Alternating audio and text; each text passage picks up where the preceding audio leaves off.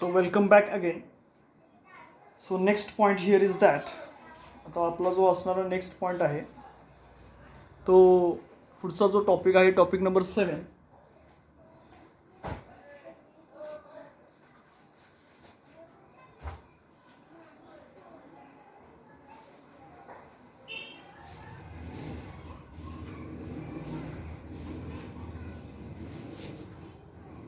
That is thermal properties of matter. हा आपला next topic आहे. कोणता? Thermal properties of matter. Okay, so here we have let us start. Next topic of 11th standard is that thermal properties of matter. Okay, topic number 7.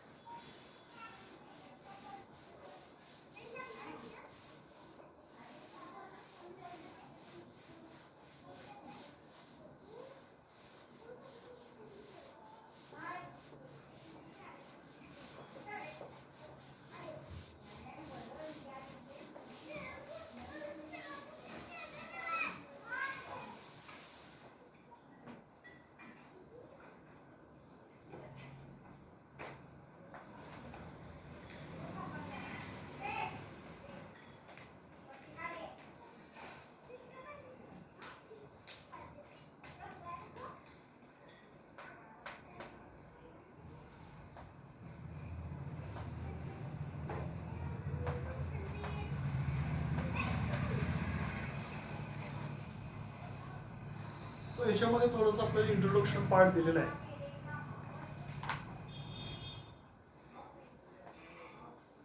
काय आहे बघा introduction part.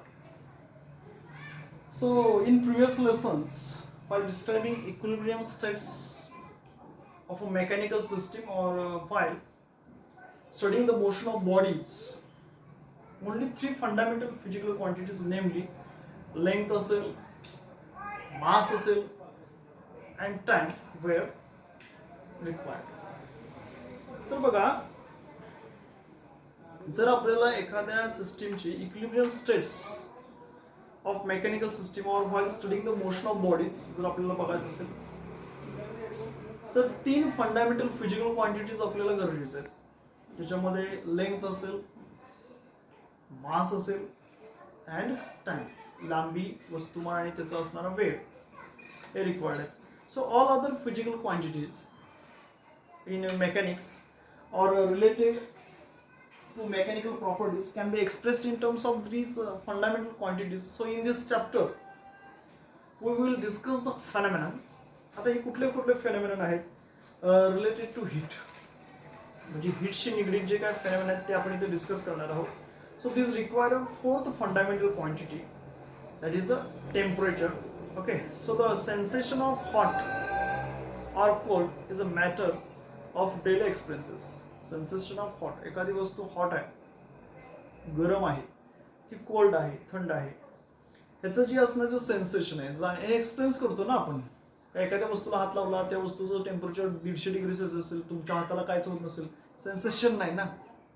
किंवा थंड असेल, म्हणजे द सेन्सेशन ऑफ हॉट और cold is a matter of daily experience. So mother feels the temperature of her child by touching the forehead. आई त्याच्या बाळाच्या कपाळावरती हात ठेवून त्याच्या शरीरावर मध्ये किती टेम्परेचर आहे हे काउंट मेजर म्हणजे पाहू शकते. So mother feels the temperature of her child bye touching his forehead. A cook throws few drops of water on a frying pan to know if it is hot enough or to spread the dosa batter. आता जो डोसा बनवणारा व्यक्ती आहे तो त्याचा जो मोठाच्या मोठा तवा असतो त्याच्यावरती पाणी शिंपडतो आणि एक्सपिरियन्स करतो, बाबा खरोखर तापलेला आहे की पाणी शिंपडून पण पाणी तसंच राहिलं किंवा 1 मिनिट लागला त्या पाण्याची वाफायला, म्हणजे sensation. Okay, although not advisable in our daily lives, we feel hotness or coldness of a body by touching, or we dip our fingers in water to check if it is hot enough for taking bath. आंघोळीचं पाणी घेताना सुद्धा आपण बघा आपले जे असणारे fingers आहेत त्या पाण्यामध्ये बुडवतोय ना आणि चेक करतो, बाबा हे आपण पाणी घेऊ का नको, थंड आहे की गरम आहे, हे आपण पाहतो. सेन्सेशन ऑफ हॉटनेस और coldness bye touching the water by using our hands or fingers. So when we say a body or water is hot, we actually mean that its temperature is more than our hand. एखादी वस्तू गरम आहे, एखादी वस्तू थंड आहे, कसं कळतं? जेव्हा आपण त्या वस्तूला स्पर्श करतो तेव्हा त्या वस्तूच्या स्पर्शानुसार आपल्याला जाणवतो. आता स्पर्शानुसार कसं जाणवतो? आपल्या बॉडीचंच टेम्परेचर समजा काहीतरी असेल रिस्पेक्टिव्ह 28°C, 27°C, 30°C समजा, मग आपल्या बॉडीच्या टेम्परेचरपेक्षा जर समोरची बॉडी ज्याला आपण स्पर्श करणार आहे ती जर त्याच्यापेक्षाही जास्त टेम्परेचर असेल आपल्या बॉडीपेक्षा, तर आपण म्हणणार ती हॉट आहे. पुढच्या बॉडीचं टेम्परेचर आणि आपल्या बॉडीचं टेम्परेचर सेम असेल तर आपण कसं म्हणणार हॉट? किंवा आपल्या बॉडीच्या टेम्परेचरपेक्षा ती ज्याला आपण वस्तूला स्पर्श करणार ती टेम्परेचर कमी असेल तर ते आपण काय म्हणतो? थंड आहे. So the sensation of hot or cold is a matter of daily experience. A mother feels the temperature of her child by touching its forehead. Cook throws few drops of water on a frying pan to know if it is hot enough to spread the dosa batter. Although not advisable in our daily lives, we feel hotness or coldness of a body by touching, or we dip our fingers in water to check if it is not enough for taking bath. So when we say a body or water is hot, we actually mean that its temperature is more than our hand. Okay.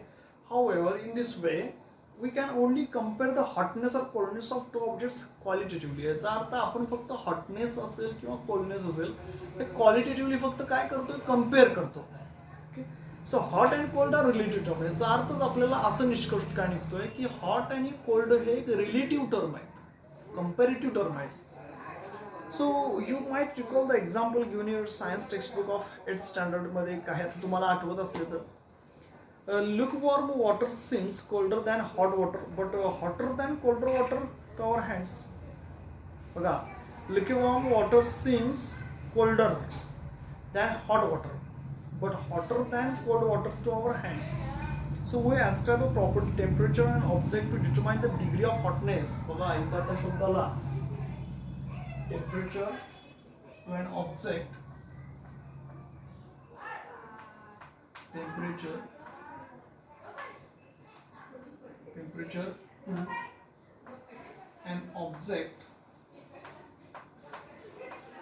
temperature to an object to determine its degree of hotness. To determine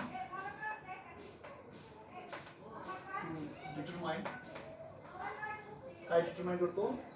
Its degree of hotness. Its degree of hotness.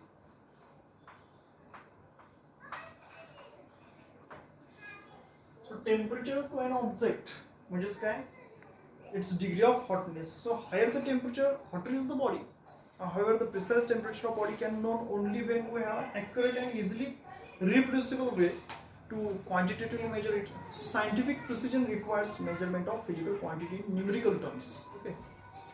So thermometer is device to measure the temperature.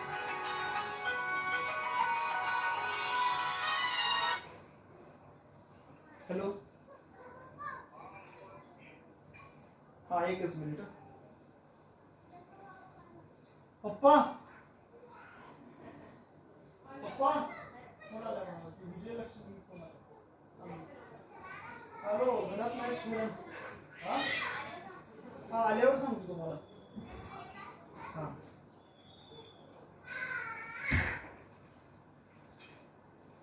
So आपण काय म्हणू शकतो? Thermometer is the device to measure the temperature. काय म्हणू शकतो बघा? Thermometer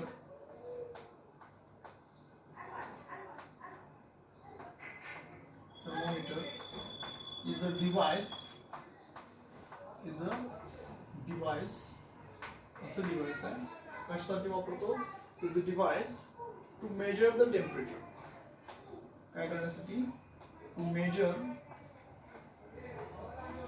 the temperature.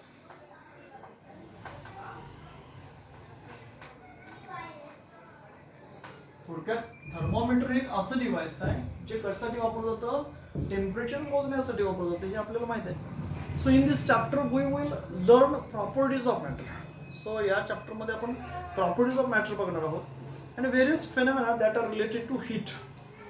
So phenomena or properties having to do temperature changes, heat changes. हा हे सगळं इंट्रोडक्शनचा पार्ट आहे. टेम्परेचर चेंज कसं होतं, हीट चेंजेसमुळे काय काय होतं. So term as a thermal phenomena. आता याच्यामध्ये एक शब्द येणार आपल्याला सारखा थर्मल, ते तो टेम्परेचरशी निगडीत असणार आहे.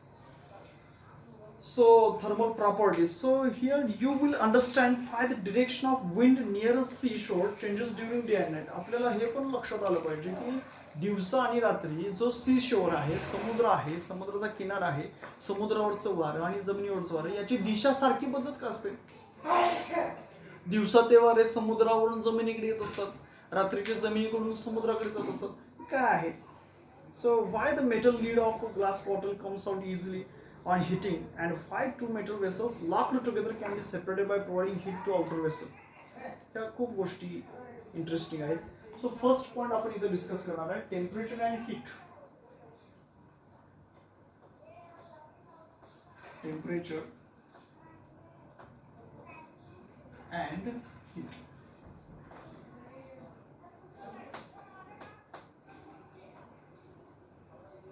सो टेम्परेचर म्हणजे काय आणि हीट म्हणजे काय.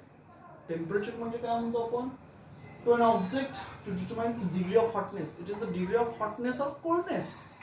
त्याला काय म्हणायचं आपण, टेम्परेचर म्हणतो.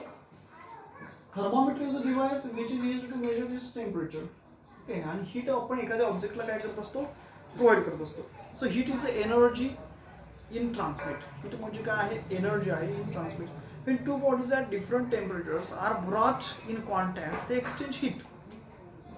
समजा दोन बॉडीज असतील, ते आपण एकत्र आणल्या, are brought together, so they can exchange heat. ते एकमेकांमध्ये काय करत असतात, कॉन्टॅक्टमध्ये नंतर हीट एक्सचेंज करत असतात. हे कुठंपर्यंत होतं, जोपर्यंत दोन्हीचं टेम्परेचर काय होत नाही, स्थिर होत नाही किंवा दोन्हीचं टेम्परेचर सेम होत नाही तोपर्यंत.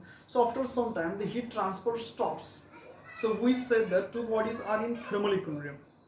तेव्हा आपण त्याला काय म्हणू शकतो, थर्मल इक्विलिब्रियम. म्हणजे एक बॉडी समजा हॉट असेल, दुसरी बॉडी कोल्ड असेल आणि दोन्ही बॉडी एकमेकाच्या कॉन्टॅक्टमध्ये आला तर त्याचं हीट ट्रान्सफर तिथंपर्यंत होत राहतं जोपर्यंत दोन्ही थर्मल इक्विलिब्रियम स्टेटमध्ये येत नाहीत. म्हणजे दोन्हीचं टेम्परेचर सेम होत नाही तोपर्यंत ती जी प्रोसेस आहे हीट कंडक्शनची, ती continuous hotter body to colder body होतच राहते. So the property or the deciding factor to determine the state of thermal equilibrium is the temperature of two bodies. मग आता कसं ठरवणार, तर त्या दोन बॉडीचं टेम्परेचर आपण फाइंड आउट करणार. So temperature is a physical quantity that defines the thermodynamic state of the system. अतिशय महत्त्वाचं वाक्य बघा. टेम्परेचर एक फिजिकल क्वांटिटी आहे. Temperature is a physical quantity. Temperature is a physical quantity. एक फिजिकल क्वांटिटी आहे कोण, temperature. Temperature is a physical quantity that defines. काय डिफाइन करते, टेम्परेचरचं फिजिकल क्वांटिटी. टेम्परेचर एक फिजिकल क्वांटिटी आहे that defines thermodynamic state. That defines काय define करते, thermodynamic state of a system.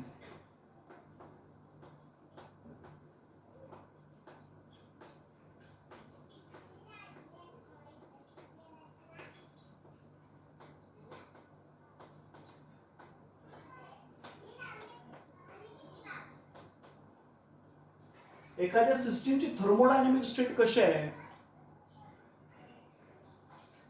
Thermal equilibrium आहे का, टेम्परेचर किती आहे. So temperature is a physical quantity. Temperature म्हणजे एक physical quantity. Temperature is a physical quantity that defines thermodynamic state of a system. Okay, so you might have experienced that glass of ice cold water when left on a table eventually warm ups. समजा एखाद्या पाण्याच्या ग्लासमध्ये बर्फाचं तुकडं जर तुम्ही ठेवलं असला तर बर्फाचं तुकडं थोड्या वेळाने काय होतात बघा, पागळतात. तसंच राहतात का. याचा अर्थ काय, you might have experienced that a glass of ice cold water when left on a table eventually warms up, whereas a cup of hot tea on the same table cools down. थंड बर्फाचं तुकडं जर ग्लासमध्ये ठेवलं तर थोड्या वेळाने ते पागळतात आणि जर गरम गरम चहा जर ठेवला असेल तर तो थोड्या वेळाने कूल्स डाऊन होतो. दोन्ही विरुद्ध क्रिया आहेत. Okay, so it means that when the temperature of a body, जसे की आईस कोल्ड वॉटर और hot T in above example मध्ये जास्त is different from its surrounding medium. Ice cold या सराउंडिंग मिडियम पेक्षा कसं आहे, टेम्परेचर कमी आहे ना. हॉट टीचं टेम्परेचर जास्त आहे. So heat transfer takes place between body and the surrounding medium until the body and the surrounding medium are at the same temperature. जोपर्यंत ह्या बॉडीचं आणि सराउंडिंग मिडियमचं टेम्परेचर सेम होत नाही तोपर्यंत ही प्रक्रिया चालू राहते. So we then say that the body and its surrounding have reached a state of thermal equilibrium.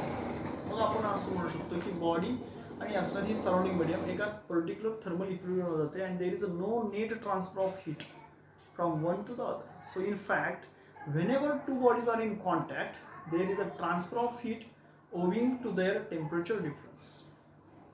So जेव्हा आपण दोन बॉडीज कॉन्टॅक्ट मध्ये येतात, so there is a transfer of heat होते owing to their temperature difference मुळे. So matter in any state, solid असेल, liquid असेल किंवा गॅस असेल, consist of particles जसे की आयन्स असतील, atoms असतील किंवा molecules असतील. Okay, so in solids their particles are vibrating about their mean or fixed positions and possess kinetic energy due to its motion at the given temperature. So particles possess potential energy due to interatomic forces. त्याच्यामध्ये असणारी interatomic forces मुळे ते particle potential energy poses करतात. Kinetic energy त्याच्यामध्ये फक्त ते particles त्याच्या मीन पोझिशनभोवती fixed पोझिशनभोवती vibrate होणार. So these interatomic forces that hold the particles together at some mean fixed position. So solids therefore have definite volume and definite shape. So solid ला definite volume असतो, definite shape असतो. So whenever we heat the solid, so we provide the energy to solid. जेव्हा आपण सॉलिडला heat करतो त्याला काहीतरी आपण energy काय करत असतो, प्रोव्हाइड करत असतो. सो त्यामुळे त्याच्यामध्ये काय होणार आहे, थोडंसं टेम्परेचर वाढणार आहे, त्याच्यामध्ये कायनेटिक एनर्जी होईल, पार्टिकल्स काय होतील, मूव्ह होतील, त्याच्यातले बॉन्ड्स काय होणार आहेत, वीक होणार आहेत आणि त्या प्रमाणात त्याच्यामध्ये काय होणार आहे, त्याचे व्हॉल्यूम शेप वगैरे थोडंसं चेंज होणार. So interatomic spacing in solids is up to 10⁻⁻10 metre. बघा, इंटरॲटॉमिक जे स्पेसिंग असतं, ॲटम मधली असणारी जी जागा आहे शिल्लक मोकळी, इंटरॲटॉमिक स्पेसिंग जे असतं सॉलिड्समध्ये ते जवळपास 10⁻10 मीटर असतं. दॅट व्हाईल इन लिक्विड ते असतं 10⁻9 NTP म्हणजे normal temperature pressure. So heat supplied to the substance, म्हणजे एखाद्या सबस्टन्सला जर आपण हीट सप्लाय केली, heat supplied to the substance which increases its kinetic energy, ती त्या पार्टिकलची काय करते, कायनेटिक एनर्जी वाढते त्या मॉलिक्युलची किंवा ॲटमची. So average kinetic energy per particle of substance defines temperature. मग त्याची सरासरी कायनेटिक एनर्जी किती आहे per particle. Okay, so average kinetic energy per particle of a substance defines its temperature. So temperature measures the degree of hotness of an object, not the amount of thermal energy. जर the temperature, degree of hotness किंवा degree of coldness मोजते त्या ऑब्जेक्टची, not the amount of its thermal energy. पुढे आपल्याला दिले बघा, एक glass of water आहे, म्हणजे पाण्याने भरले एखादा समजा ग्लास असेल आणि gas enclosed in a container, समजा की एखाद्या कंटेनरमध्ये गॅस भरलेला असेल. A block of copper metal are all examples of system. हे सगळे कशाचे एक्झाम्पल्स आहेत, एखाद्या सिस्टीमचे. जसे की block of copper metal. So heat in the form of energy is transferred between two systems. Heat म्हणजे एनर्जीचा फॉर्म आहे जो दोन सिस्टीम मध्ये ट्रान्सफर केली जाते and its surrounding किंवा सराउंडिंग मध्ये, कशी by virtue of their temperature difference. So S unit of heat energy is joule. Heat एनर्जीचं S unit काय आहे, जूल आहे, and टेम्परेचरचं काय आहे, केल्विन आहे, सेल्सिअस आहे. So CGS unit of heat energy is erg and joule, that is 10⁻⁷ erg. So other unit of heat energy जे आपण ऑलरेडी काय केलेले आहेत, डिस्कस केलेले आहेत. हीट एनर्जीचं डायमेन्शन पण लक्षात घ्या. एल हे झालेलं आहे 11वीमध्ये, L⁻², M⁻⁴, T⁻⁻², K⁻�0. आणि टेम्परेचरचं डायमेन्शन आहे L⁻�0, M⁻�0, T⁻�0, फक्त आणि फक्त केल्विन. टेम्परेचर केल्विनमध्ये बसतो तर K⁻⁴. ओके, हीट म्हटलं तर काय बघा, L⁻², लेंथ आहे L⁻², M⁻1, L⁻², मास आहे किलोग्रॅम आहे, लेंथ आहे म्हणजे तिथं काहीतरी मीटर स्क्वेअर असेल, M⁻1 म्हणजे मास आहे kg मीटर स्क्वेअर. ओके, त्यानंतर T⁻−2 आहे म्हणजे टेम्परेचर छेदामध्ये kg metre square upon T square, kg metre square, kg mass, metre square length upon time square. So next आपल्याला आता पुढचा पॉईंट आहे याच्यामधला measurement of temperature. Next point आहे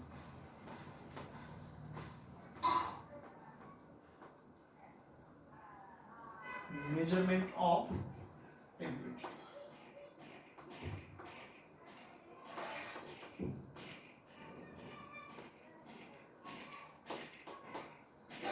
So measurement of temperature म्हणजे काय? Sir in order to isolate two liquids, जर आपल्याला दोन लिक्विड्स आयसोलेट करायचे असतील किंवा गॅसेस फ्रॉम इच अदर एकमेकांपासून, सो वी यूज कंटेनर्स, ते आपण भांड्यामध्ये ठेवतो किंवा पार्टिशन्स त्याच्यामध्ये करतो, मेड ऑफ मटेरियल्स लाईक कसं की वूड असेल, लाकूड असेल, प्लास्टिक असेल किंवा ग्लास वूल असेल, हे आपण काहीतरी त्याच्यामध्ये हे करतो.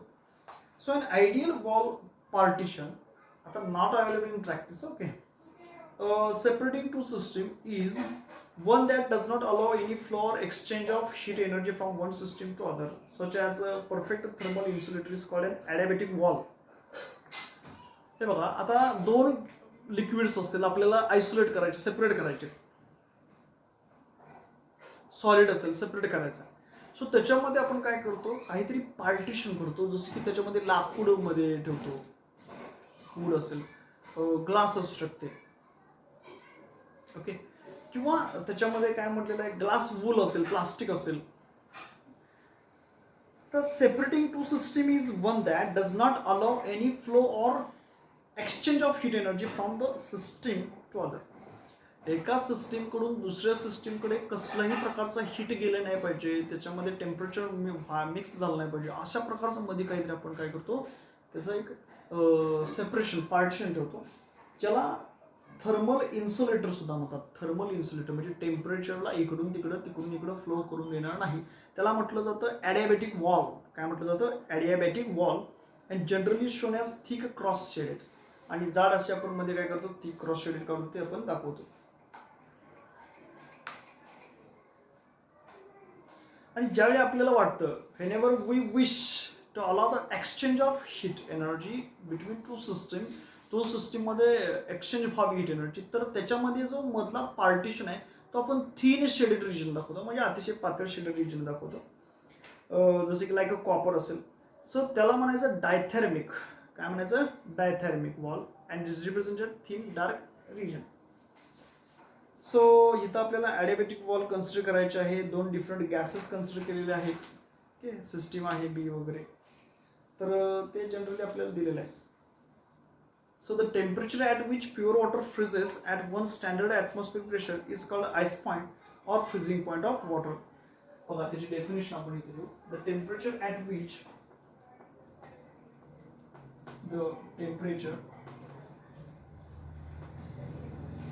असं टेम्परेचर at which कसं टेम्परेचर की ज्या टेम्परेचरला काय म्हटले बघा, the temperature at which pure water freezes,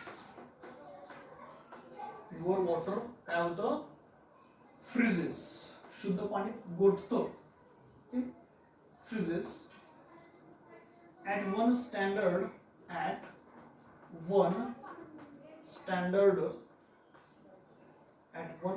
atmospheric pressure,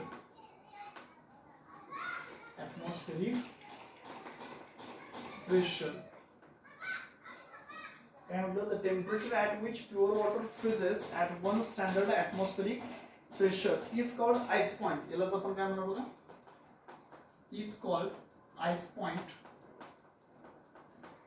यालाच आपण म्हणणार काय, आईस पॉइंट किंवा फ्रीजिंग पॉइंट. याला आपण काय म्हणणार आहे, freezing point. Is called ice point or freezing point of water. यालाच आपण मेल्टिंग पॉइंट ऑफ आईस असं सुद्धा म्हणू शकतो. Melting point of ice. काय डेफिनेशन दिले बघा, द टेम्परेचर ॲट विच काय द टेम्परेचर असं टेम्परेचर कसं की ज्या टेम्परेचरला प्युअर वॉटर काय होतं पूर्णपणे फ्रीज होतं थंड होतं गोठतं. आता त्याचं काहीतरी ॲटमॉस्फेरिक प्रेशर असेल त्याला आपण काय म्हटलं at one standard atmospheric pressure is called ice point किंवा फ्रीजिंग पॉईंट ऑफ वॉटर. याला आणखी काय म्हणतो आपण this is also called melting point of ice. याला काय म्हणू शकतो आपण melting point of ice. Okay, the temperature at which pure water freezes at one standard atmospheric pressure is called ice point किंवा freezing point किंवा melting point of ice. Okay, यानंतर second definition काय आहे बघा the temperature at which pure water boils and vaporizes into steam at one standard atmospheric pressure is called a steam point किंवा boiling point म्हणतो किंवा temperature at which steam changes to liquid. Okay so बघा next definition इकडं वरती लिहितो मी.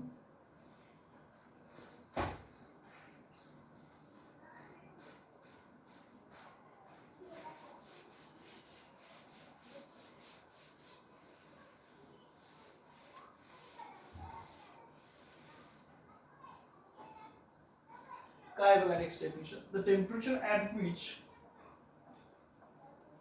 The temperature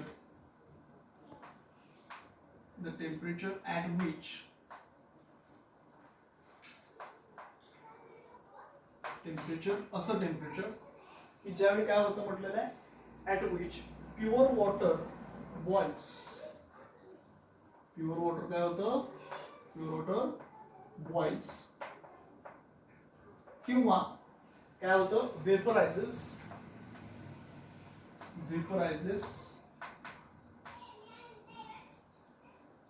boil होतं किंवा vaporizes into steam. Okay the temperature at which pure water boils किंवा त्याचं वाफेत रूपांतर होतं vaporizes into steam. So this point यालाच पॉइंटला आपण काय म्हणणार आहे at one standard atmospheric pressure. At one standard atmospheric pressure. One standard atmospheric pressure is called steam point. त्याला सपोज काय म्हणणार आहे steam point is called steam point. त्याला जर काय म्हणणार आहोत इज कॉल्ड स्टीम पॉइंट किंवा बॉइलिंग पॉइंट किंवा काय म्हणणार आहोत बॉइलिंग पॉइंट. स्टीम पॉइंट किंवा काय boiling point. So having decided the fixed point phenomena, so it remains to assign numerical values to these fixed points. So in 1750 conventions were adopted to assign first काय म्हटले temperature at which pure ice melts at 1 atmosphere's pressure ते 0 degree घेतं असतं आणि temperature at which pure water boils ते किती असतं 100 degrees Celsius असतं. So this was a centigrade scale. So this was redefined as Celsius scale after the Swedish scientist Andrew Celsius. So to measure temperature quantitatively, generally two different scales of temperature वापरले जातात. एक आपल्याला माहिती आहे Celsius scale आहे आणि दुसरा आहे Fahrenheit scale. Okay so Celsius scale म्हणजे काय आणि फॅरनाइट स्केल म्हणजे काय तर ते आपण बघणार आहोत. सो नेक्स्ट आता हेडिंग आपण देणार आहे सेल्सियस स्केल आणि फॅरनाइट स्केल.